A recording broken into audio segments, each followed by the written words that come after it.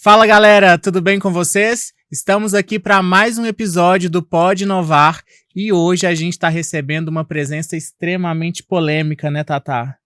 Isso mesmo, né? E hoje a gente tem a honra de receber aqui um convidado que é casado com a Giovana, é pai do Rafa e é o primeiro vereador da história de Pedro Leopoldo a ser eleito com mais de 1.000 votos em sua primeira candidatura. Exatamente. Seja muito bem-vindo, Matheus. Tudo bem? Tudo espetacular, muito obrigado, né? Primeiramente, eu tinha um sonho, inclusive, de, se não fosse criado, criar um podcast na cidade, que eu acho uma ferramenta extremamente importante de informação, de acesso para as pessoas, né? Trazer aqui quem as pessoas querem ouvir, ver. Eu espero de verdade que seja um programa bem esclarecedor. E é muito legal que as pessoas conheçam o Matheus por trás dos ternos, né? Porque acaba criando uma imagem de alguém que muitas vezes não é o tempo inteiro assim. Eu sou uma pessoa muito mais da paz, mais tranquila do que aquilo que aparenta nos meus vídeos com maiores engajamentos. Perfeito. Então vamos, antes da gente entrar na sua vida política, vamos dar alguns passinhos para trás. E, gente, para quem não sabe, a gente tá com um dinossauro da FPL, né? Matheus, ele estuda aqui desde os 14 anos de idade, não é isso? Verdade. E atualmente você tá com quantos anos, Matheus? 43. 43, e ele ainda é aluno aqui da FPL, gente. É homem, pode perguntar. É. Você pergunta, quantos anos? Verdade. Ô, Matheus, como é que é essa história sua com a FPL? Me conta um pouquinho disso. Eu vim de escola pública há muito tempo, então em 96 teve a primeira turma do Sebrae, né? Que é mantida pela FPL. Era ainda lá no Matuto. Então eu fui da primeira turma, acabei a primeira turma, formei, né? Comecei a fazer faculdade aqui, parei porque tinha muito a ver com o curso, não estava me sentindo bem, mas depois retornei, formei, aí entrei para o mestrado, finalizei, mas falta ainda entregar a dissertação, então não está completamente pronto e a vida está muito corrida. É difícil, uma dissertação de mestrado. Já está uns 80% concluído, viu? Desculpa, viu, Esther, minha orientadora, mas a vida é muito corrida para ir, porque realmente são muitas horas, foram muitos sábados em que eu dediquei, assim, aula de 7 da manhã, e eu geralmente começava às 5h30, para poder adiantar os trabalhos, dar uma lida em alguma coisa, que é muito material, e até 5 da tarde. Então foi muito tempo, né? Agora chegou a parte que é mais trabalhosa, mas me demanda menos tempo físico, né? De eu ter que separar aquele horário igual era sábado. Sentar a bunda na cadeira e escrever agora. Exatamente. E em qual área, Matheus, que você tem a sua formação? Administração, né? Técnico de administração, bacharel em administração, e no mestrado tem uma nomenclatura diferente, que é o mestrado profissional, mais voltado para empresas mesmo e não para dar aula, sabe? Isso é Legal, ótimo. legal. E inclusive você estudava nessa sala aqui, né? Onde foi feito o estúdio, foi aqui que você estudou. Estudei aqui muito. Eu tive uma turma que era exclusiva aqui um ano inteiro. E eu acho que eu estudei em quase todas as salas, apesar daqui ser grande, porque nessa confusão de matéria, na época eu era supervisor comercial na Precon, então eu saía tarde, atrasava a aula, então eu não conseguia manter demorei um tempão para formar. Acho que foi uns 8 anos para poder formar a faculdade aqui. Esse é um dilema que muitos brasileiros têm. Inclusive né? eu. Ter que conciliar estudo e a profissão é difícil, né? Foi difícil para você? Foi muito difícil, né? Eu até aconselho as pessoas, se não der para fazer as 4 matérias ou as 5, faz uma, faz 2, só não pare, porque o grande problema de estudar é você parar. Quando você para, realmente encaixam coisas ali e que para você voltar com o estudo depois, encaixar isso na sua vida, é muito complicado. O tempo passa, vai aumentando a responsabilidade, vai tendo filho, vai tendo as coisas, e chega um momento que a vida passou e você não estudou. Você não estudou. Exatamente. E para pessoas como você, Matheus, apesar até de seu sobrenome de origem alemã, pelo que eu vi em algumas entrevistas que você deu anteriormente, você veio de uma família simples, não é? Verdade. Minha mãe, professora, meu pai pedreiro. Seu pai era pedreiro, você veio de uma família de simples, trabalhadores uma família que eu falo assim, brasileiros. uma família tradicional brasileira, Convencional. né? Convencional. Aí da classe trabalhadora mesmo. Exatamente. Então Então, você às teve que vezes, estudar para... tive que estudar, batalhar muito, né? Assim, cheguei no cargo até de um supervisor comercial que tem status de gerente na Precon, assim, muito legal. Cheguei a trabalhar na Intersemit. E quando as pessoas me olham, às vezes elas têm a impressão que a gente veio de berço de ouro. As pessoas têm essa Aham, noção, né? Mas não é, eu vim de uma realidade de um brasileiro. Isso não é demérito, não é nada, né? Porque é a realidade do povo brasileiro. sim. Quem me dera se fosse o contrário. Quando fala Uhum, que, olha, aquele veio de família boa. Eu falei, uhum, gente, mas é o certo vir de família boa. O certo não é uhum, passar sufocos na vida, né? Para claro. ter que dar certo. O certo é você ter todo um conforto, o maior conforto possível, né? E é isso, a minha vida é como de todo mundo que tá aí assistindo, a maioria das pessoas. Isso Perfeito. mesmo. Ô, Matheus, e a sua, esse ano, né, de 2024, em agosto, se eu não me engano, você completa 20 anos de atuação política. E essa sua Uau. vida política começou lá no Orkut, numa comunidade chamada Megafone, correto? Exatamente. Cara, eu sei da história, mas eu queria que você contasse para os nossos ouvintes, né, para os nossos telespectadores, o porquê que você resolveu criar esse grupo Megafone, que foi através de um showmício, né, que estava rolando, indignado. Conta aí pra gente. Eram dois show, eu fui em dois showmícios de dois candidatos diferentes. Um na terça, outro na quarta. Aí tinha cantores famosos, a questão de isopor, cerveja liberada. Cerveja liberada. Ai, Liberada. que Gente, ainda delícia. bem que acabaram com isso. Olha que Era, absurdo, eram gente. uns. Eu lembro, a caixa de isopor, o tamanho dessa mesa aqui, que é tanto cerveja liberada para todo mundo, enfim, era uma outra realidade. Mas caiu uma ficha do nada, assim, quando eu fui no segundo e vi que as pessoas decidiam o futuro da política, né? Em quem votar, vou votar nele, porque ele é ótimo. Por causa Cerveja da tá mais gelada, cerveja, essa que cerveja é melhor, absurdo. enfim. Isso me chocou muito. Eu fiquei uma noite sem dormir pensando nisso. Como, sabe quando você desperta, meio que sair da alegoria da caverna de Platão ali Uhum. e o sol ofuscar? Uhum. Foi meio isso. Então eu fiquei muito traumatizado com a nossa realidade e começou a abrir ali, enxergar por que a política brasileira funcionava daquela forma, a estadual e principalmente a municipal, que é muito enraigada nisso até hoje, né? O Uhum. assistencialismo ainda é muito Uhum. presente, você tem uma Sim. culpa da, dos candidatos, você tem a culpa dos eleitores, mas talvez a maior parte seja a ausência do poder público. Mas enfim, aí eu resolvi na época, o Orkut estava em voga, e eu criei essa comunidade, não lembro o porquê do nome, talvez seja para ter voz, né? Vamos Uhum. ter voz. Uhum. Eu passei a divulgar as pautas das reuniões semanais e, e ali surgiu. E posteriormente, ali foram muitos anos. Em 2011, com essa ascensão do Facebook, Você migrou pro Facebook, né? exatamente, aí o conteúdo que eu trabalhava lá passou para o KD, que tem coisa de 13 mil membros, e sempre foi assim nesses 20 anos. Muita luta, eu sempre fui um cidadão muito ativo. Eu me digo que eu me considero muito mais um cidadão indignado do que um vereador, de Uhum. fato, né? Eu estou na função, mas como um cidadão indignado com a política, o país que a gente vive, a nossa cidade é só um pedacinho desse espelho, mas que a gente pode É a mudar. nosso espelho mais próximo, né? É, Tudo começa no poder municipal, né? porque quando as pessoas falam, mas o nacional e o estadual, gente, lá a gente não tem o poder de influência. Uhum. Aqui, felizmente, a gente tem o poder de influenciar diretamente no nosso presente e principalmente no nosso futuro, que a gente tem essas ferramentas. A gente tem grupos de diversas ideologias, de diversos formatos, que a gente consegue se encaixar e ser ouvido. Isso que é Uhum. muito importante. Então, essa trajetória minha vem daí, Uhum. do nascimento do cidadão, De uma indignação. de uma indignação com aquilo ali. Eu pensei, a gente precisa mudar, as pessoas precisam ser a decisão de voto ela precisa ser baseada em alguns conceitos que não são esses, né? Uhum. Qual a opinião da Uhum. pessoa, qual a habilidade, qual a capacidade, né? E não só, quando eu falo isso, não é só acadêmica, não, tá?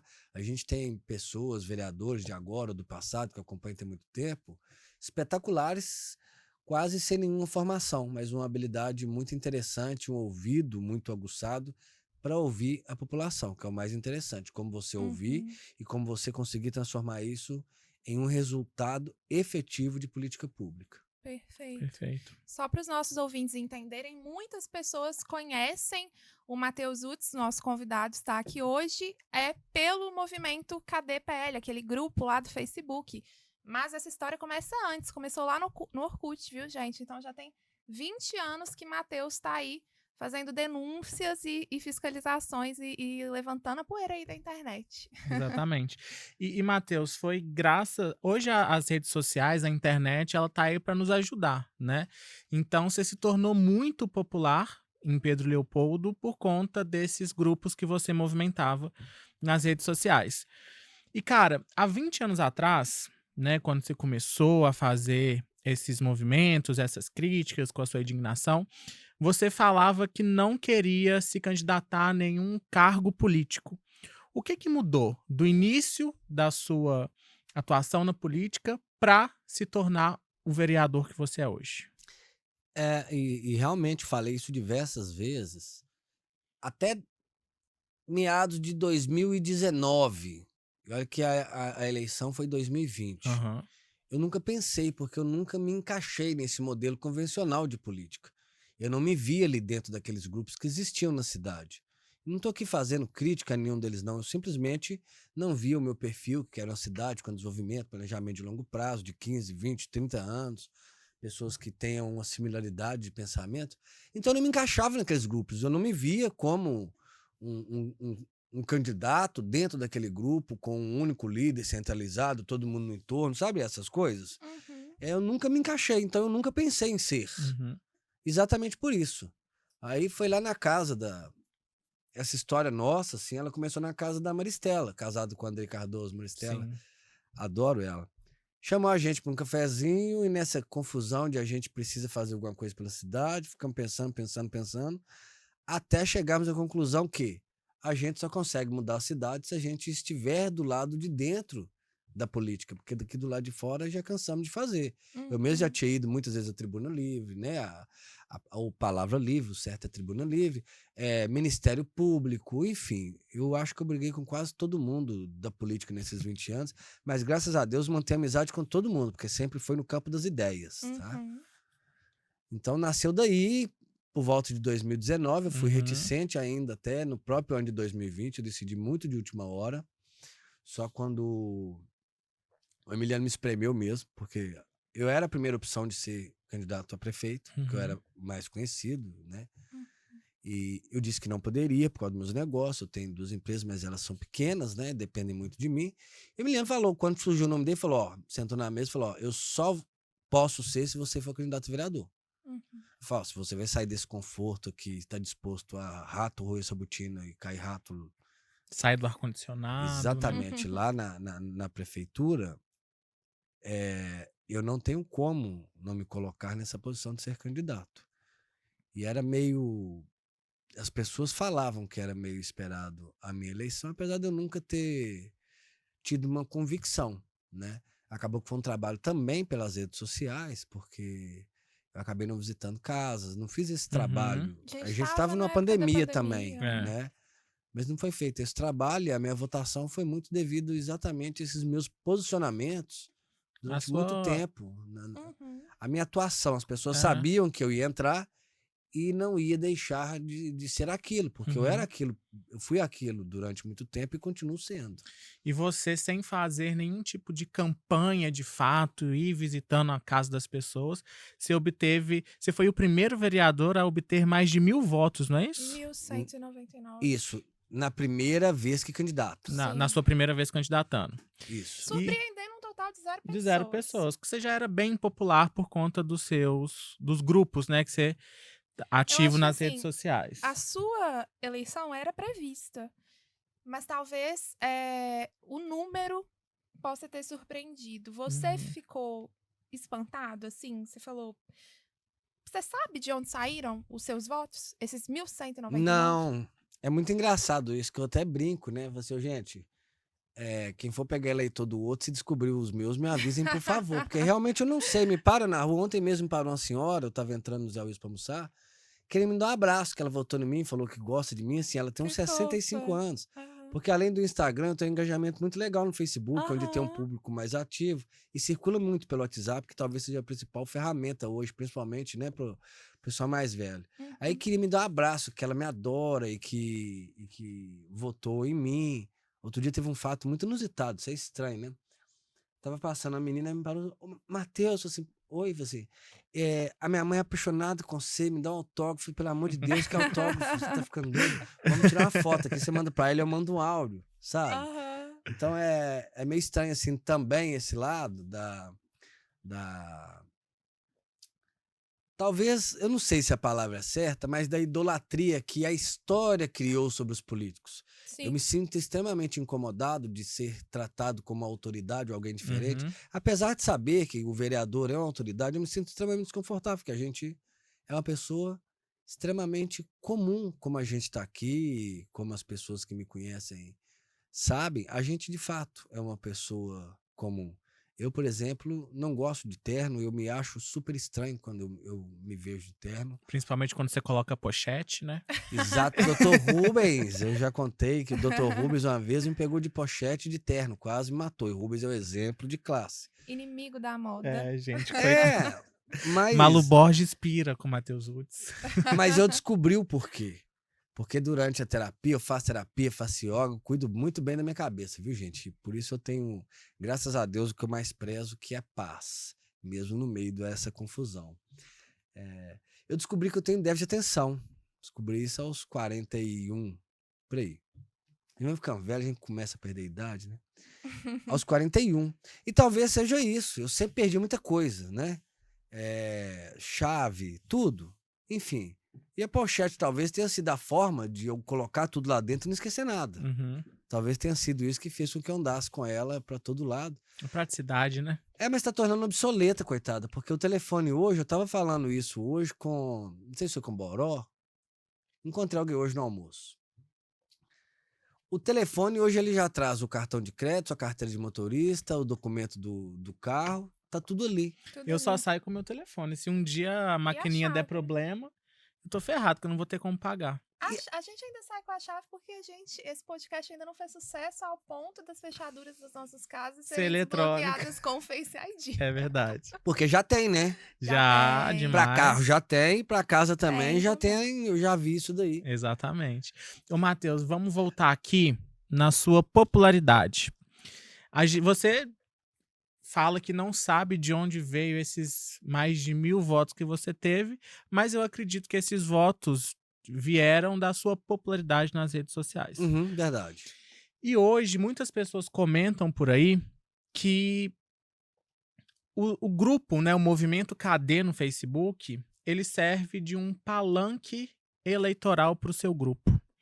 É realmente isso? Como é que você vê? O que você acha desses comentários? Na verdade, o KD, lá em 2011, que foi o nascedouro dele, haviam diversas pessoas. Nós éramos 13 pessoas, 13 ou 14. E acabou que ao final desses originais ali, só havia sobrado eu, porque a política realmente é algo que vai desgastando. Você tem que moderar, excluir, tem ofensa, tem não sei o quê. Então foram 10 anos fazendo, 9 anos fazendo a moderação desse grupo e impondo colocando a minha opinião. Fui convidado em 2012, 2016 para ser candidato a vereador, assim como em 2008 também, mas enfim, já com o KD, eu fui convidado 2 vezes, não quis, né? Como eu já disse, eu não me encaixava. E ali é um lugar de expressar opinião, né? Opiniões. Então, inclusive em 2020, foi muito interessante, eu acho que vai ser diferente esse ano. Ali foi o grande palco e havia um espaço para os 3 grupos, né? Porque havia o grupo de Heloísa de Tadeu, o grupo de Marião e o grupo de Emiliano. Uhum. É ali que davam os grandes embates. As pessoas que trabalhavam, para elas darem uma atualizada no que aconteceu no dia, porque é muita coisa na política local, quanto mais perto da eleição, mais acelerado, ali que elas atualizavam. E realmente, quando eu fui eleito, me tornei candidato, não me lembro, eu saí da moderação. Eu não me tornei candidato, se eu não me engano. Eu saí da moderação exatamente para manter a imparcialidade do grupo, Uhum. né? E ali, ou seja, eu já não tinha esse poder, apesar de nunca ter feito, de interferir na opinião de ninguém. E era muito aberto, as pessoas expunham, colocavam ali as propagandas e todo mundo opinava, criticava. Era aquela confusão de ano de eleição convencional, sabe? Então, assim, claro que as pessoas podem utilizar esse argumento, mas baseado em evidências, ele não se sustenta muito, sabe? Porque foi muito tempo ali dentro moderando, tendo convites e sem querer participar ativamente. Sim, Legal. Matheus. Eu acho que falta também uma educação midiática, até como a gente estava falando em off anteriormente, das pessoas entenderem que a internet não é terra sem lei e que se você tem uma página, tem um grupo, quando você modera o que está sendo dito ali, você está, na verdade, não cerceando, mas garantindo o direito das pessoas à liberdade de expressão. Né, porque a sua termina onde a minha começa.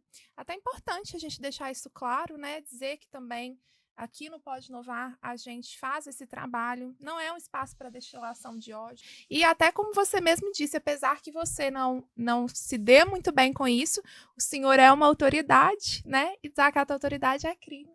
Exatamente. Vamos ficar atento, né, sempre aos comentários. Ser gentis, né? Manter a solenidade. Eu acho que isso vale para a vida da gente, né? Como eu disse, eu sempre briguei, mas muito com os vereadores nesses 20 anos. Olha quantos vereadores já tivemos, né? Uhum. Prefeitos, secretários.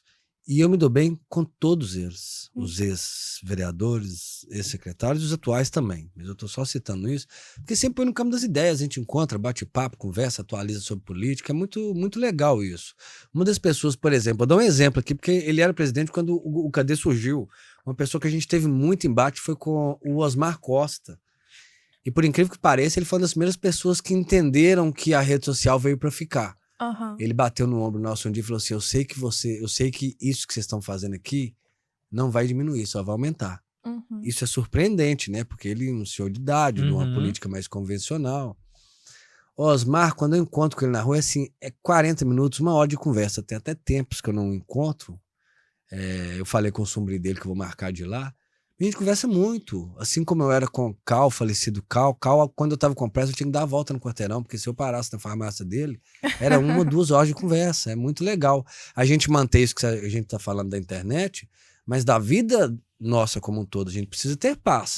E a forma da gente ter paz e não ser passivo é brigar no campo das ideias. Eu não concordo com o que você pensa, não é que eu não concordo com você. Sim. Né? Se você é uma coisa, a pessoa é uma, a ideia dela é outra, pode refutá-la sem que você tenha nenhum sentimento negativo com relação à pessoa. Claramente. Ok, Matheus, perfeito. Eu acho que essa movimentação na internet, desde que a gente saiba usar por vias democráticas e a gente saiba usar com responsabilidade, é válida, é útil e hoje é um canal assim poderoso de cobrança mesmo às autoridades, que é o que você faz, né? A gente brinca aqui que você é polêmico, né? A gente faz esse clickbait, mas é claro que quando você faz denúncia e fiscalização, isso chama atenção, por isso algumas pessoas te considerem de fato polêmico. Então, para a gente tratar um pouco sobre isso, eu queria que você contasse e compartilhasse com o nosso ouvinte outras ações, além de ações de denúncia e de fiscalização, que você fez durante o seu mandato, está fazendo, né, junto com a sua equipe, para benefício da cidade. Me conta um pouco sobre o que aconteceu aí nesses mais de 3 anos. É importante deixar claro que o vereador tem 2 funções básicas, né? Que é o legislar e fiscalizar. Sim. Mas eu até acredito que o fiscalizar é uma ordem inversa. O fiscalizar ele é muito mais importante, porque nós temos diversas leis na cidade. E o vereador ele não pode legislar sobre aquilo que vai gerar gastos para a prefeitura, sem falar a destinação de uma fonte nova. Isso é cada vez mais difícil, né? Mas dentre as 35 leis minhas que foram aprovadas, é um número considerável, tem a da mobilidade sustentável, utilização de bicicletas. Nós somos a cidade das bicicletas, não tem uma ciclovia na principal, apesar de ter um plano de trânsito que foi contratado pelo governo atual na última gestão, foi entregue em dezembro de 2015 e não foi implementado. Lá tem engenheiros atestando que na principal cabe uma ciclovia, e há estudos, porque a minha dissertação é exatamente sobre a mobilidade nas pequenas cidades. E há estudos que comprovam que isso aumenta o fluxo no comércio. Muita gente deixa de andar de bicicleta na cidade. Faz sentido isso. Deixam de andar no centro da cidade, de bicicleta, porque acha perigoso. E realmente é perigosíssimo. Parece um trânsito da Índia ali, né? Perto da antiga Papiros ali.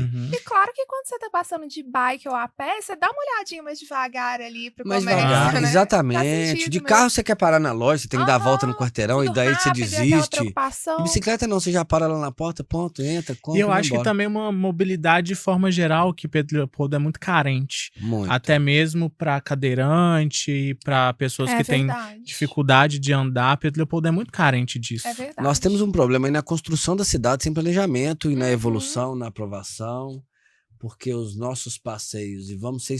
Porque hoje eu tava... Inclusive é a terceira vez que eu troco de roupa hoje, porque eu fui fazer uma fiscalização lá no... A moda segue, Matheus Utz. É look do dia, #3, tá vendo? 3 vezes. Não, mas eu saí cedo, aí fui fazer uma fiscalização lá na Rua Betim, no Cascavel, bairro Santo Antônio, né? Mas eu chamo de Cascavel e eu gosto desses apelidos. E a Rua Betim é muito íngreme, tive que subir a escada, mostrar o buraco, enfim. Aí eu cheguei na casa, passei na casa da minha mãe, eu tava encharcado, eu tive que trocar completamente de roupa, tomar banho, tudo bonitinho. E depois pra vir pra cá, né? Mas, ou seja, é um problema de planejamento. Eu tenho uma ideia para isso, um projeto para isso, pra gente poder reestruturar todas as questões de passeio na cidade, né? Padronizar. E também retirar essas árvores da calçada, aumentando o volume de árvores na cidade. Porque, inclusive, a minha emenda de 2021, de R$150 mil, ela foi destinada exclusivamente ao plantio de árvores na cidade, projeto de arborização. Só que não foi implementado pelo executivo, né? Aquela dependência que a gente tem do executivo. E a gente tem 10 mil mudas perdendo no horto da cidade, porque acaba que elas crescem, furam o saquinho, vão criando raízes ali, e o dinheiro sumiu, ficou parado e não aconteceu essa arborização. Tá dentro da lógica da mobilidade, né? Como tornar a cidade mais verde e mais sustentável, né? Nessa questão da mobilidade, que não tá só dentro disso. Tange também a questão do transporte público, que tá ocorrendo um estudo com muito atraso. Anos de atraso por parte do poder público. Começou no mês 10 do ano passado, a previsão é para terminar esse ano. Então, uma licitação que vai abranger todos os bairros somente no ano que vem, no ano de 2025. Ok. Há outros projetos, que eu tô falando dos meus projetos aqui, né? Tem uma política de incentivo à leitura, que é fantástico, assim, que não foi implementado também, sabe? Que é doação. Mas, inclusive, como que tá a situação da biblioteca municipal? Tá funcionando, tá funcionando. Tem internet, tem essas coisas, né? Eu acho que cabe, é uma opinião, né? Cabe implementar algumas coisas para poder incentivar os jovens a irem mais. Sim, gente, eu gostava tanto dali. E lá é muito gostoso, você pega um livro e vai ler num banquinho daquele ali, olha que delícia lá fora. Muito bom. E fresquinho, né, por causa da construção.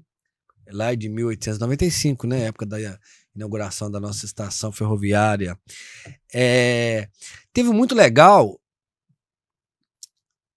e pena que não foi implantado. Nós fomos alertados, a cidade, ou seja, acordaram só quando o problema aconteceu, que é a regulação, né, de retirada de cabeamentos dos postes. Tá lá, foi aprovado, tem 2 anos que foi aprovado, em março de 2022. Tivemos que ter aquele incidente recentemente, na véspera de um dia de Boi da Manta. Se aquilo acontece num dia de Boi da Manta, provavelmente teria matado muita gente. Ô, Matheus, como que é que isso aconteceria? Só pra... Porque, assim como eu, diversos dos nossos telespectadores devem ter essa dúvida. Como que vai fazer... Desculpa até se eu estivesse sendo ignorante, tá, gente? Não, isso é frequente. Mas como que vai fazer pra tirar os fios ali dos postes pra... Vai ser subterrâneo, acredito. Não. Não? Não, porque é muito caro. É só tirar o que não tá sendo usado. Porque em torno de... Tirar aquele embolo uma estimativa de 60% a 70% daqueles fios que a gente enxerga são inutilizados. Desde a época que todo mundo tinha telefone fixo em casa, ia lá e só... E é de uma poluição visual. É uma poluição visual absurda. Horroroso. É só desligar. Você desligava o seu aparelho e cancelava lá na central e o fio continua passando poste na sua casa e tudo. As empresas, isso não seria responsabilidade dessas empresas que na época forneciam esse serviço de recolher seus equipamentos? Por isso que esse projeto vem tratar disso. Esse projeto trata exatamente disso.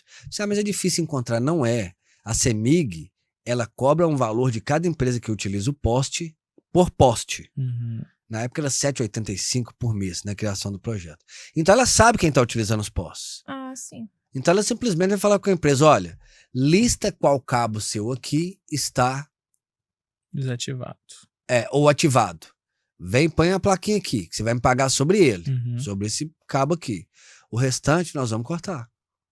Isso é muito simples de ser implementado. Eu trouxe, já havia sido aplicado em mais de 40 cidades, inclusive na cidade de São Paulo. Uhum. Queria eu ter colocado o de cabeamento subterrâneo, mas nós temos eu um bem problema. aqui, né? Igual o Japão. Mas o problema é que ele é muito caro, sabe? Aham. É até uma coisa que dá para se pensar num futuro, não é muito próximo, não, porque é por causa do custo, mas a aprovação de novos loteamentos e condomínios, apesar de que a gente não tem muito espaço mais para isso físico, Uhum. ser subterrâneo. E claro que um dia a gente vai caminhar para essa fiação ser toda subterrânea, mas ela se daria dessa forma. A CEMIG, ela tem esse controle porque ela cobra por poste utilizado, Uhum. entendeu? Matheus, você citou diversas áreas e pautas aí sobre as quais você, o seu gabinete já legislou, e eu queria entender, assim, por que você julga que muitas não chegam a ser implementadas pelo Poder Executivo? É uma questão de interesse mesmo, né? Porque, como eu dei o exemplo aqui da questão da arborização, né? Foi criado um programa que incentiva o plantio de árvores. Eu fiz a destinação de uma emenda impositiva de R$151 mil, ou seja, nem a questão do dinheiro dava para argumentar. Porque pode-se falar, olha, nós não temos recurso para fazer isso. E mesmo assim optou-se por não fazer, deixar as mudas morrerem lá. Então é questão de interesse mesmo. Quando eu falo poder público é complicado porque aí a gente tem que separar, porque poder público é tudo, né? Eu estou falando do executivo mesmo, não é a tua função, é executivo que é dele de executar. Quando alguém fala, precisa arrumar minha rua aqui, precisa tampar o buraco, precisa colocar uma lâmpada, eu falo, eu não posso fazer. Quem te prometer isso está errado, está te enganando. Quem pode fazer é o executivo. É ele o responsável pelo contrato das máquinas, é ele que tem máquina, é ele que tem o contrato com a construtora que colocou lâmpadas de LED aqui, vem colocando desde 2018. Quem executa é o executivo, né?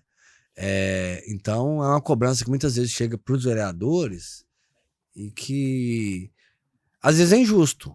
Agora, se o nosso papel é cobrar para que seja executado. Igual essa fiscalização minha lá hoje, que eu fui fazer, é uma das diversas que eu faço sobre problemas que a população está vivenciando, manda mensagem, tenta ligar, não consegue, até que chega num caos que acaba que o papel do vereador ele acaba tendo uma voz, né? Através de... Porque existem duas ferramentas para você chegar ao executivo, que são indicações, mas ela não tem uma validade legal. Indicação você indica, eu estou te dando uma ideia, você segue ou não segue. E requerimentos. Requerimentos, sim. Legalmente, eles têm o prazo de 30 dias para responderem, senão é descumprimento de lei. Inclusive, eu já fui mais de 30 vezes no Ministério Público, diversas delas, umas 5 foi exatamente por não responderem requerimentos. Que é obrigação responder, e são coisas importantes sobre a cidade. Então, uma das formas da gente cobrar é através de requerimentos, entendeu?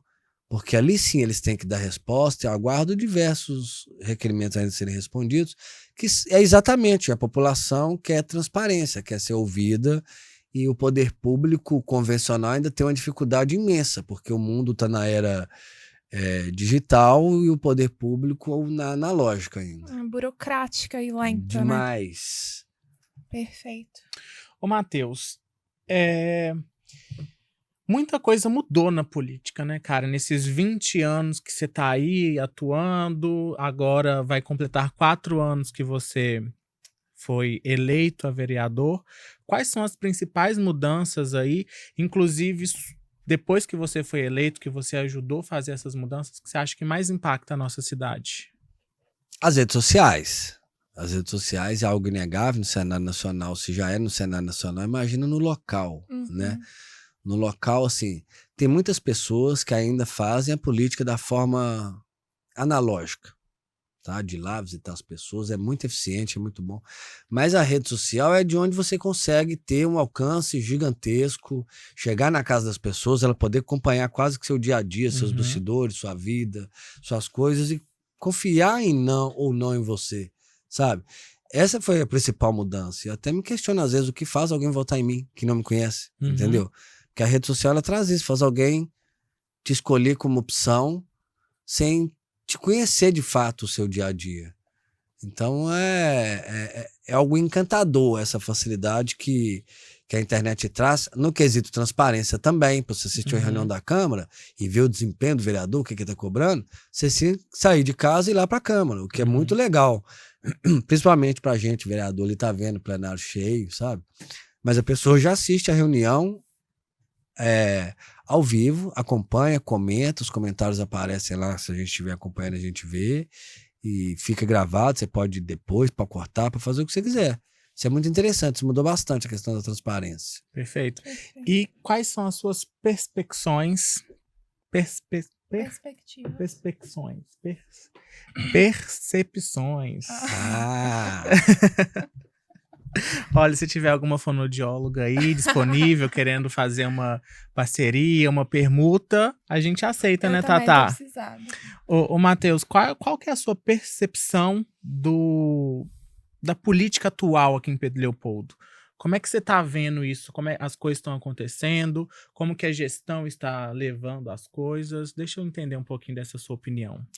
Olha, ela vem muito ao encontro disso que a gente tá falando, né? Do analógico pro digital. É a sociedade querendo uma política cada vez mais... Não no digital, no formato em si, né? Mas a gente tá falando quase de diferença de eras, de geração. Talvez. Exatamente. Com planejamento, que é uma coisa que sempre existiu, mas a gente tá vendo cidades planejando, fazendo 15, 20 anos de planejamento, sabe? E dando muito certo. E a população cada vez mais querendo isso. Então a gente vem, falando especificamente dessa gestão, a gente vem de uma política analógica, né? Se a gente centralizar o grupo de Tadeu, grupo político, tá? Teve em 2000, teve em 2016, está novamente agora. Nas outras duas não obteve sucesso na reeleição. E nessa agora, eu vejo que a oposição é muito mais digital. É muito mais o que a população, ou parte da população, espera sobre o planejamento, sobre o saber ouvir, sobre ter ferramentas, mecanismos que cheguem às pessoas. Porque não adianta você colocar a sua área de comunicação ou de ouvidoria para as pessoas para ouvirem, se você não dá autonomia para elas fazerem isso chegar direto ao secretário, direto ao gerente, entendeu? Esse modelo centralizado que sempre funcionou já não funciona faz tempo. Então, a informação que sai de uma pessoa daqui, você tem que cortar essa ponte de ter que vir até aqui, juntar um bolo de papel assim, de coisas, você vai autorizando tudo, até chegar na ponta o problema já foi resolvido, a pessoa já quer te matar. Foi um tiro no pé político. Então você precisa fazer essa lógica de que o que as pessoas falam chegue o mais rapidamente àquele que pode resolver. E eu vejo isso muito na prática, quando eu vou aos lugares, eu faço questão apesar de não beber, de ir nos bares e nos salões de cortar cabelo, né? Porque ali que a informação circula, é ali que se ouve as pessoas, as demandas reais estão ali, as sérias dos bairros, dos distritos mais longínquos, estão ali. E é difícil para o gestor, muitas vezes, estar presente, porque eu falo do executivo principalmente, né? Que é cheio de funções, é um emaranhado de papéis e burocracia. Então você tem que dar autonomia para as pessoas que estão na ponta. E essa falta de autonomia faz com que as pessoas enxerguem que a administração não anda, não faz, não executa, né? E aliado a isso a gente tem uma falta de planejamento de longo prazo. Eu posso perguntar para qualquer pessoa de Pedro Leopoldo onde a cidade vai estar daqui a 10 anos. Talvez não saibamos nem daqui a 2. Isso é muito grave para uma cidade que tem o potencial que nós temos. Matheus, queria falar um pouquinho sobre as últimas críticas que você teceu nas suas redes sociais à gestão municipal. Então, eu selecionei algumas das pautas que eu notei que tiveram mais alcance nas suas redes, e uma delas, inclusive, veio parar aqui no Pode Inovar, quando a gente recebeu a prefeita Heloísa de Tadeu. A gente falou sobre a festa do centenário, e a prefeita, ela esclareceu que o dinheiro da cultura deve ser destinado à cultura. Você, em contrapartida, disse que o dinheiro poderia estar sendo mal empregado e que há outras necessidades no município. Queria também dar a você esse direito de resposta e que você manifestasse com clareza e objetividade qual é, por fim, a sua opinião para os nossos ouvintes. Tá, nós temos dois fatos aí. O primeiro é o valor e o segundo é a origem do dinheiro. Né? O valor de 2 milhões eu acho extremamente alto. Se a gente tivesse feito Foram 2 milhões de reais? Um pouco mais de 2 milhões que foram gastos nesse período de festas aí de centenário. É muito dinheiro. Se a gente tivesse feito, por exemplo, só as festividades ali naquele período próximo do aniversário, se você pega, eu vou exagerar, tá? 20 bandas da cidade pagando 10 mil reais para cada uma das bandas. Aí sim você tá valorizando a história da cidade, porque é um pecado o Venai ter participado, porque o Gleison convidou, né? Mas você vai deixar um Venai de fora, você vai deixar um Cacá Vieira de fora. Na minha adolescência eu saía para ver o Tubo Vermelho, porque pro Cacá cantando o Rapa, que eu achava extremamente interessante. E assim, Sambalados e várias outras pessoas que aí sim fizeram parte da nossa história. Poderia ter sido muito mais enxuto e barato, até porque a gente passa por uma crise financeira. Tanto que nós temos progressões atrasadas, nós estamos sem medicamentos na farmácia. Então, quando se alega que tem crise de um lado e está gastando tanto de outro, é um problema. E aí vem o que muitas pessoas utilizam de forma indevida, que o dinheiro da cultura é só da cultura. Nesse caso, não é. Uma coisa é você falar a verba é vinculada, como a praça de skate. Ali vem uma verba vinculada para a construção, para a reforma daquela praça da estação, para transformar num plaza que é uma praça multiuso. Só poderia ser gasto ali e em mais nada. Isso é uma verba vinculada. Aí você poderia, se tivesse vindo esse dinheiro e não veio para o centenário, tudo bem. Agora, esse dinheiro que foi gasto no centenário ou na pasta, ele vem dentro de uma lei orçamentária que a Câmara aprova, e ela é superestimada, e ali dentro você pode remanejar esses valores ao longo do ano. Então é você que fala, eu vou gastar 3 milhões nisso daqui, ou 2 milhões nisso daqui. E mesmo você falando e colocando no papel, você pode alterar isso. Para isso existe a Câmara, você coloca um crédito suplementar, vou tirar aqui da cultura 1 e vou passar para a saúde 1, entendeu? Então não é a verba que tem que ser gasta na cultura, apesar de achar que a cultura merece e precisa ser extremamente valorizada na cidade. Temos aí o coral, temos grandes artistas na cidade, precisam ser muito valorizados, não estou aqui tentando diminuir a cultura não. A minha crítica ao valor do evento, né? E isso também o dia da cultura é da cultura, tá? Não é específico. Nenhum dinheiro, tirando da educação e o da saúde, que tem os percentuais mínimos e vem dinheiro exclusivo do governo federal, as outras pastas, segurança, cultura, esporte, você pode remanejar dentro dessas pastas da forma que você achar melhor dentro do que aquilo que o município arrecada diretamente com os impostos, né? Então não tem uma verba vinculada. Era só para isso. Não era. Podiam ter gastado 800, 600, uns 100, 5, a forma que quisesse. Ok, e Matheus, só para deixarmos tudo bem às claras, a respeito desses valores, é claro que nós sabemos que tem Tribunal de Contas, tem lei de transparência, mas com base em que você afirma a respeito desses orçamentos? De qual fonte você está bebendo para poder fazer esses apontamentos? Onde que você encontra essas informações? Excelente pergunta. Inclusive, eu fui 2 vezes ao Tribunal de Contas fazer denúncia e eles notificaram a prefeitura aqui porque estavam faltando algumas informações. O portal da transparência, que a prefeitura lança o dado, a gente consegue acessar contrato, empenho, despesa. Eu acesso ele todo dia, pra você ter ideia, às 4h30 quando eu acordo. Uma das primeiras coisas que eu faço, abrir o portal da transparência, final de semana. Okay. É meio estranho, mas é um hobby, um lazer que eu tenho. Esse portal da transparência é uma lei da transparência, não é uma escolha das prefeituras e câmaras enviarem ou não. É uma obrigação. Claro. E aquilo dali que vai para o Tribunal de Contas, que analisa e julga as contas do prefeito. Okay. Então é impossível você deixar de alimentar ou alimentar de forma errada. Então ali eu tenho acesso aos contratos, eu tenho acesso aos empenhos, eu tenho acesso aos pagamentos, né, às liquidações, de tudo isso que eu estou te falando. Assim como eu tenho de todas as licitações e contratos, né, da obra do Finisa também, e diversos outros. Eu tenho uma pasta que tem uns 20 assuntos diferentes ali dentro, todos os contratos, valores empenhados, valores gastos, sempre eu estou lá atualizando isso de forma frequente para não me perder. Perfeito. Só para concluir, é porque eu fico curiosa a respeito dessas pautas e você falou sobre o Finisa. Para quem não sabe, o Finisa é o financiamento à infraestrutura e ao saneamento voltado ao setor público. É um empréstimo que você faz, sendo uma prefeitura ou, enfim, o governo de estado, por meio da Caixa Econômica Federal. Certo, Matheus? Certíssimo. Ok. Então, a prefeitura tomou este empréstimo com a Caixa. Isto. E você tem se posicionado a respeito dessa dívida. Qual que é a sua opinião? Você acha que a prefeitura não deveria ter contraído essa dívida, talvez por estar aproximando a época de eleição? O que você acha? Porque houveram outras cidades e municípios vizinhos que também tomaram esse tipo de empréstimo. Então, do seu ponto de vista, qual que é o problema da prefeitura de Pedro Leopoldo ter aderido ao Finisa? Explica, por favor, pra gente. Tá, nós temos um primeiro problema que ele é original, né? Assim que apesar das pessoas me taxarem de oposição, esse foi o único projeto do executivo até hoje que eu votei contrário.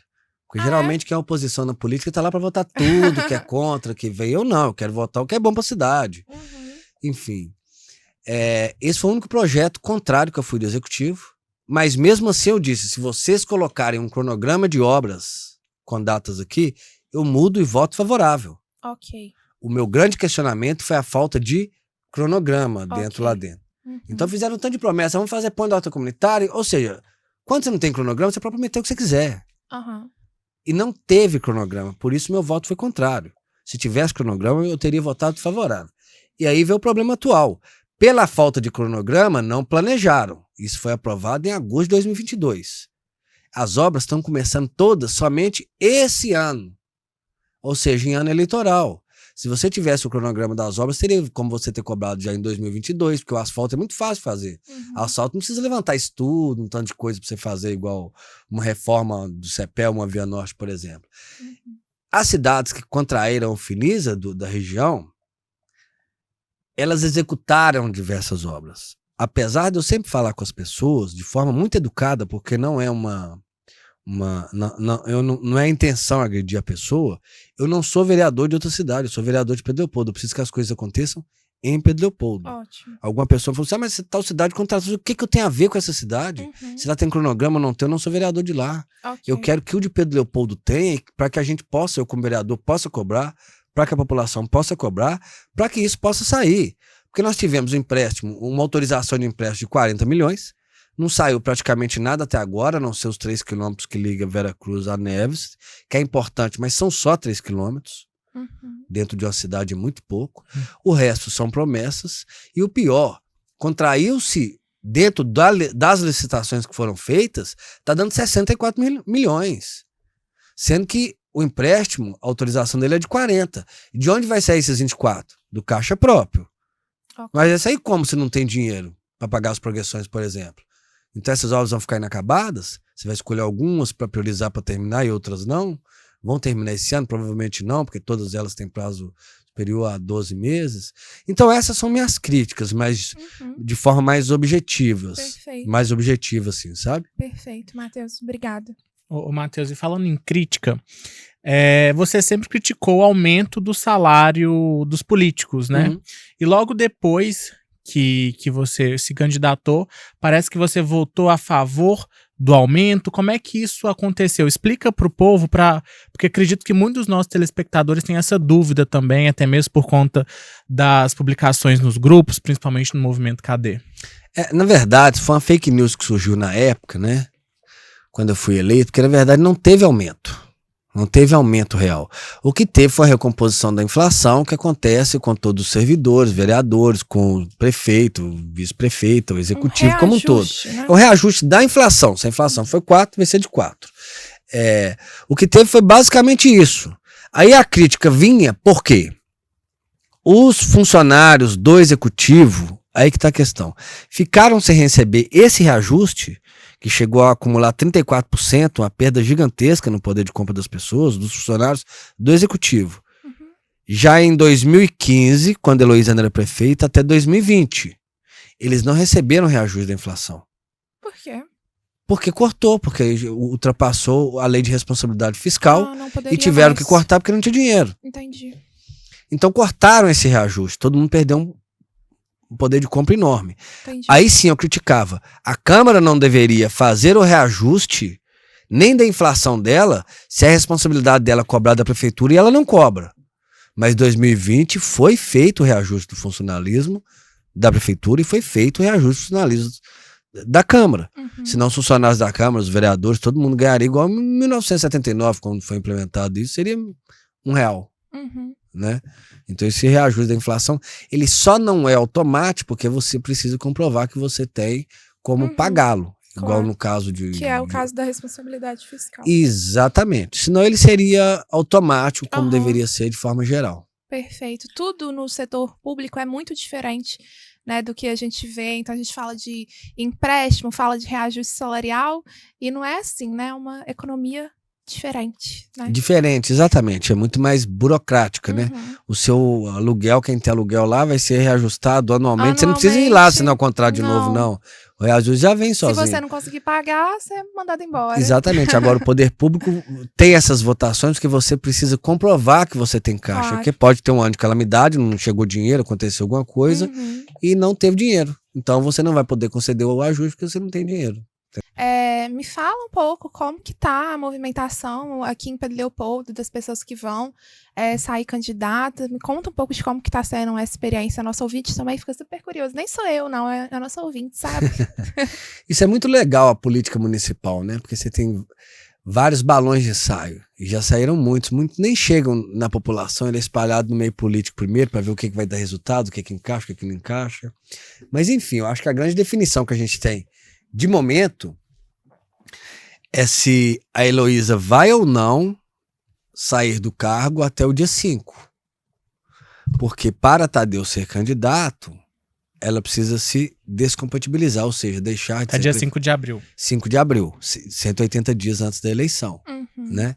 A não ser que Tadeu vá concorrer e ficar somente um cargo, tem uma interpretação aí que ela não precisaria sair, mas ele também não poderia tentar a reeleição.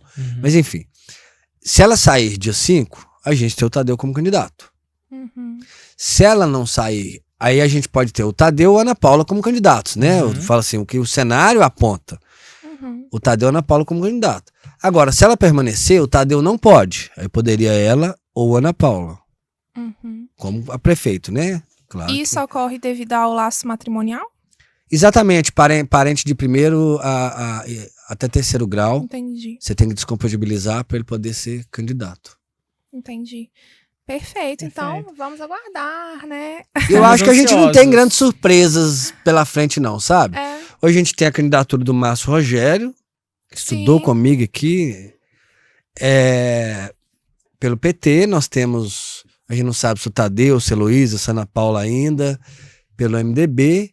A gente tem o Emiliano ainda, que a gente não sabe por qual partido, né? Tá definindo.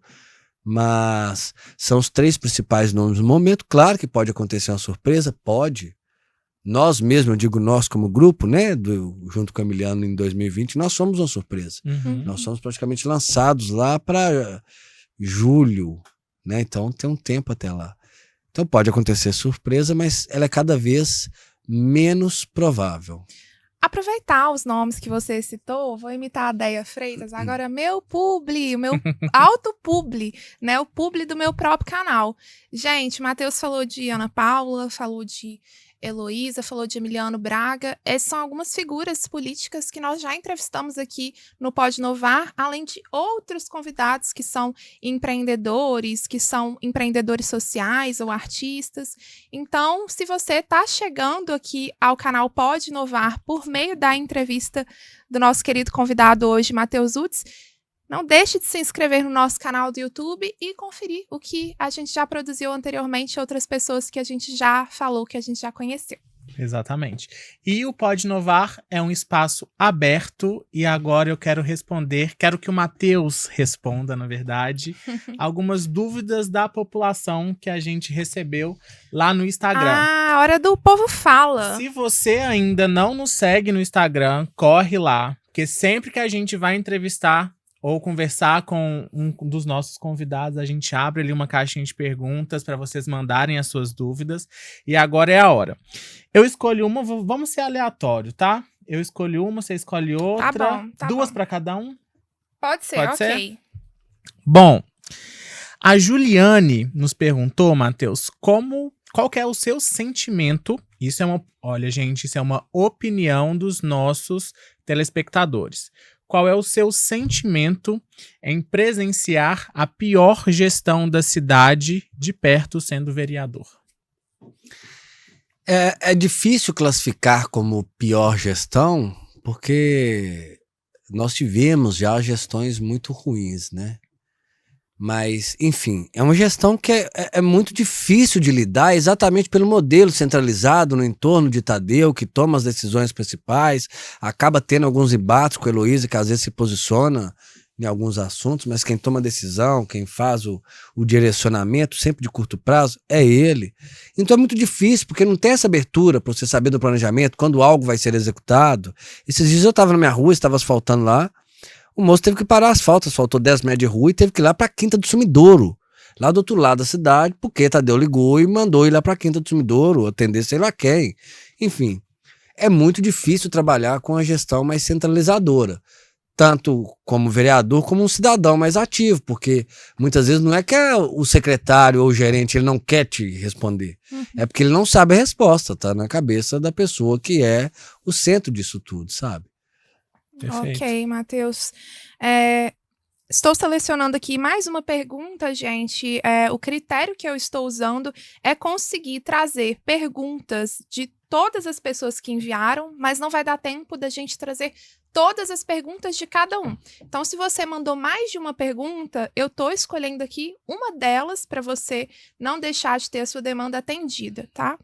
Então, o Rodrigo Bates, Matheus, ele perguntou aqui na nossa caixinha no Instagram. Nesses tempos de fiscalização, você já sofreu algum tipo de ameaça ou se sentiu amedrontado? Não. Eu costumo brincar que, principalmente eu costumo brincar no meio político, né? Eu tenho medo de duas coisas. Primeiro, da minha mãe brava. E o segundo, de não deixar um legado bom pro meu filho, sabe? Algo que ele possa se espelhar. De resto, eu não tenho, não. E nunca sofri ameaça, essas coisas veladas, nem nada, não. Até porque as pessoas sabem que eu iria ao Ministério Público, iria à polícia, fazer boletim de ocorrência. Porque eu sempre fui de tomar as providências, nunca fui de me sentir acuado, olha, não denuncia não, que eu vou te matar. Nunca teve essas coisas comigo, nenhum tipo de ligação, nem nada. E se tiver, vai parar no Ministério Público, Justiça, as medidas vão ser tomadas. Perfeito, Matheus. Perfeito. Bom, o Pierre nos perguntou... Quem é Pierre? O boy dessa aqui, gente. Beijo, amor. O Pierre nos perguntou... ele tem uma dúvida, ele quer entender o que você viu de mais legal que essa gestão, que a prefeita Heloísa fez para nossa cidade nesse mandato. Aquela parte de você responder que você confundiu, você não quer executá-la agora de responder por mim, não? Que você Olha, errou. Matheus Utz, o meu papel aqui é como entrevistador. O que mais fez de legal? O que ela fez que você valoriza, que você acha que tenha sido positivo?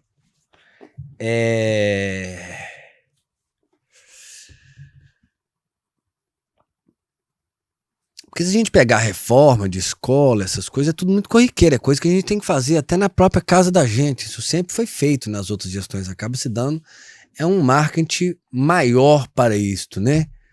Mas o que fez de legal? Alguma sugestão? Eu tenho uma sugestão. Por favor. Posso? Claro. Eu acho que os uniformes e o material escolar foi uma pegada bem interessante. Verdade, mas isso é importante a gente falar. Mas isso é obrigação mesmo. mesmo dela de fazer. É por aí, menina. É porque o Fundeb, ele destinou a parte do recurso dele para uniformes Sim. Material. e material escolar. Até tanto que porque em os todas as professores cidades... não receberam Fundeb, então tem que ir mesmo para os alunos. Exatamente. Então, todas as cidades do entorno fizeram campanha, distribuindo. É muito legal, é muito massa. Ficou você muito ver. legal. Ficou muito bonitinho, é muito Ficou legal fofo. você ver o mochila menino de com rosinha, uniforme. de Mas assim, verdade. isso é legal. Agora, assim, se pegar assim, foi o mérito da gestão em si, que foi lá e buscou, criou, desenvolveu, entregou? Não. É um mérito dela estar nessa posição nesse momento em que isso foi fornecido. Aí é legal. Eu sei te colocar um outro feito dessa gestão que estava no plano de governo de Heloísa agora de 2020, que foi executado, que é a criação do Conselho de Diversidade LGBTQIA+, e de Diversidade Racial. Ah, isso é verdade. Isso foi implementado, foi muito legal, participamos da aprovação. E há ações sendo feitas e acredito que, assim, por serem grupos minorizados e não minoritários, tá, gente? Ainda que devido a isso não consigam fazer grandes ações, as ações que houveram foram muito válidas, como o evento que teve na Semana da Consciência Negra, a parada gay, né, que foi super interessante, representativa, e só a existência dessas pessoas nesse debate. Tem implementação agora também, depois de muitos anos, do Conselho do Idoso, que está sendo muito legal e conduzido pela secretária Viviane. Isso é extremamente interessante, com a população completamente esquecida. Já está em vigor, né? E precisa ser melhor estruturado, enfim, para ter o fundo, receber a verba, poder destinar. Porque é uma população que está sendo cada vez mais esquecida, os idosos, e tem cada vez mais aumentado. Inclusive, um dos projetos de lei meu é aumentar o número de vagas, foi de aumentar o número de vagas de estacionamento. Sim. Exatamente para os idosos. Na verdade, ele deveria ter vaga onde ele quisesse parar, ele poderia parar. Deveria ser preferencial. Porque você vai, não adianta você ter uma vaga lá na frente, se você quer estar aqui, não tem a questão da mobilidade, né? Mas isso foi legal também, essa questão da... Aí, olha, do idoso. Tá vendo? Movendo a paz. E eu não tenho problemas de elogiar, não. Pelo contrário, queria que tá fazendo mil elogios. Ok, com certeza. Matheus, então, olha só. Eu também, gente, a gente não teve tempo para checar se o que as pessoas estão dizendo aqui é verdade, assim, não tive tempo, honestamente, porque a caixinha só dura 24 horas, tá? Mas o Moisés Caldeira colocou, aí você nos diz se isso está acontecendo de fato ou não, ele colocou assim: Matheus, por que somente em Pedro Leopoldo os velórios estão durando somente 2 horas após a pandemia? Na verdade, esse decreto existiu lá atrás, até por limitação só podia acontecer um por vez, e com limitação de pessoas, né? Esse decreto já caiu, já não tem essa questão mais. Ele pode ser estendido, sim. Então, a informação, muitas vezes, que a pessoa do velório toma quando o velório passa, é mais por comodidade dela. Entendi. Mas pode acontecer por mais tempo. Inclusive, em muitos casos, principalmente quando tem muitos familiares de longe, né, que vão demorar a chegar, o velório costuma durar mais. Ah, sim. Então, isso daí você pode procurar direto com a Secretaria de Saúde, que emitiu esse decreto na época da Covid, que ele já foi suspenso. Ótimo. Pra gente finalizar essa etapa aqui, além das perguntas, recebemos também crítica, mas isso não é surpresa nenhuma para você. Mete a ripa. Mas a gente recebeu também elogios, e eu quero finalizar essa parte com um elogio do Juninho Soares. Parabéns, Matheus. Continue assim. Polêmico é quem é correto, fiscaliza e cobra. Tamo junto. É muito legal isso, né? Porque assim, e muito injusto também no mundo, né? Porque o Brasil como um todo, a gente vive tanta falta de transparência, a gente é um país tão povoado de corrupção, tão povoado de tantas coisas, que cria esse cidadão indignado, porque as coisas não acontecem, você não tem um transporte de qualidade, você não tem água que chega e falta direto, você tem energia que cai. É uma série de problemas, você tem o pobre que não tem acesso à qualificação profissional, que aí acaba não arrumando emprego, e do outro lado também você não tem empresa que oferece um bom salário, você cria um cidadão indignado. Então, esse ser polêmico que tanto é falado, ele é uma criação desse meio. É fruto da indignação, né? Exatamente, é fruto da indignação. Então, quando a gente fala o polêmico no meio político, é alguém que é indignado pelos fatos reais. Não é alguém que é polêmico, por exemplo, não assisto, por exemplo, alguém que é polêmico no BBB, entendeu? Alguém que é polêmico na sala de aula. Não O polêmico é o cidadão indignado que tá vendo as coisas erradas e não consegue ou não quer ficar quieto, né? Sim. Maravilha. Bom, gente, a conversa tá uma delícia, tá muito boa, mas, como de praxe, a gente vai fazer um bate-bola de jogo rápido com o Matheus Utz. Você quer começar? Você começa. Ok. Matheus, uma figura política, seja brasileira ou não, de qualquer lugar, que te inspire. Eu gosto muito do Matheus Simões, da postura dele, do nosso vice-governador, que inclusive tem raiz de Pedro Leopoldo, eu sou sempre muito bairrista. Que legal, que massa. Pode ir. Pode continuar. E, por outro lado, uma figura política, brasileira ou não, que te inspire ou te dê um exemplo do que não fazer. Te inspire de forma negativa. Eu acho que o poder que o Michel Temer exerceu na política, nos bastidores, apesar dele ter uma competência enorme, ser muito respeitado na área do direito, ele é um grande exemplo do que tá lá e não deve ser seguido, sabe? Teria diversos, porque maus exemplos na política é uma coisa que infelizmente é muito fácil da gente citar, né? Mas o Michel Temer, eu acho que esse bastidor dele ali nunca foi benéfico para a sociedade, não. Matheus, se você pudesse mudar uma coisa na política brasileira, hoje, o que seria? A questão da improbidade, né? Quando você é condenado, você fica só 8 anos fora e pode voltar. E também você tem que ter comprovado o dolo, né? A intenção. Ali. Enfim, eu tiraria. Culpa também deveria... Na verdade, eles mudaram. Antes a culpa você tinha improbidade também. Se alguém que você coordena cometeu aquele erro e você está sabendo, passou por você, enfim, você é responsável pela sua equipe. Então a culpa deveria também servir como improbidade. Não deveria ser só 8 anos, deveria ser para a vida inteira. Acabou, você não serve para política. Política vai caçar outra coisa para fazer, vai estudar, vai ser advogado, vai ser empresário, vai ser professor, qualquer outra coisa, mas para política você não serve mais. Até para as pessoas passarem a ter medo de fazerem coisas erradas. Porque não dá nada no Brasil, você vê, tá todo mundo solto, todo mundo livre, todo mundo morando nas mansões, todo mundo envolvido até na ponta da unha em corrupção, enfim, todo mundo nas suas mansões tranquilamente, porque não dá nada, e candidatos muitas vezes, né? E um conselho para jovens que querem entrar na política?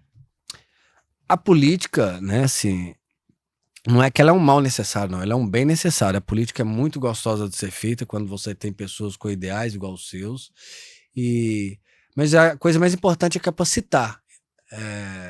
O próprio PL, que eu faço parte, até fez esse ano e ano passado a Escola de Formação Política e trouxe diversos palestrantes de direita, de esquerda, debater a questão da legislação. Então, é a questão de, primeiro, comece a frequentar as reuniões da Câmara. É extremamente importante você entender como as pessoas se portam, com qual perfil você se identifica. E depois disso, ir assistindo o próprio Assembleia daqui, tem um canal no YouTube fantástico, com aulas sobre diversas coisas. A internet hoje também, o YouTube, ele é fantástico para disponibilizar ferramentas de você capacitar a entender o que é política, depois ir aprofundando.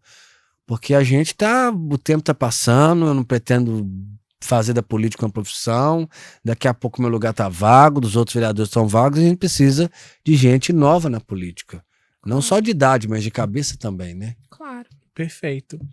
E assim nós chegamos ao final desse episódio que foi rico em informação, muitas respostas respondidas, e eu gostaria que você que está aí, que tem interesse em entrar na política, pegasse esse conselho do Matheus e levasse para a vida, porque é você que está aí, que é o futuro do nosso país, da nossa cidade.